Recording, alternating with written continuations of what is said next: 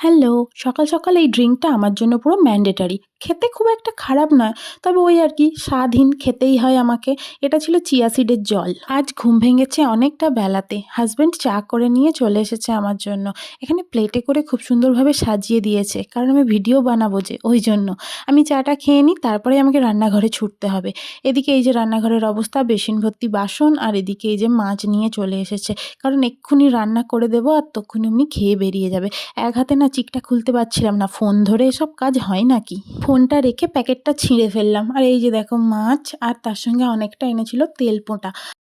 ওনার মাছের তেলপোঁটা খুবই পছন্দের, তাই অনেকটাই এনেছে। তো এটা তো এতটা মাছ একদিনে খাওয়া সম্ভব না, তাই কিছুটা মাছ আমি কন্টেনারে ভরে তুলে রেখে দেবো, কারণ কালকে হয়ে যাবে। আজকে এত মাছ খাওয়া যাবে না, তাই না?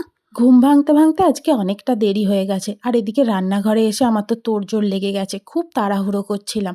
এদিকে মাছটা ধুয়ে নিয়ে আর এই যে ভাত বসিয়ে দিয়েছি, আর এখানে মাছের ঝালটা করব পেঁয়াজ টমেটো কেটে এই যে পেস্টে বসিয়ে দিয়েছি। আর এই যে সাদা মতোটা, এটা হচ্ছে টক দই দিয়েছিলাম একটু, যাতে একটু স্বাদ হয়। কাতলা মাছ তার সঙ্গে দই দিয়ে করলে না অনন্য খেতে লাগে। আর দেখো তাড়াহুড়োয় কী কাণ্ড ঘটিয়েছি। তেলটা গরম হয় না, মাছটা দিয়ে ফেলেছিলাম, আর এই যে মাছের অবস্থা, দাঁত মুখ বের করে ফেলেছে। খুব তাড়াহুড়োতে আছি। ঠিক আছে, আলু ভাতেটা মাখিয়ে নিই। আর ভিডিওটা আমি করতে পারবো না বেশিক্ষণ, কারণ সময় হয়ে গেছে, হাজব্যান্ড চেঁচাবে এক্ষুনি টাইমে না হলে। তো টাটা, তোমরা আমার ভিডিওটা না দেখে একটু লাইক করে দিও। ঠিক আছে, tata, bye bye bye bye.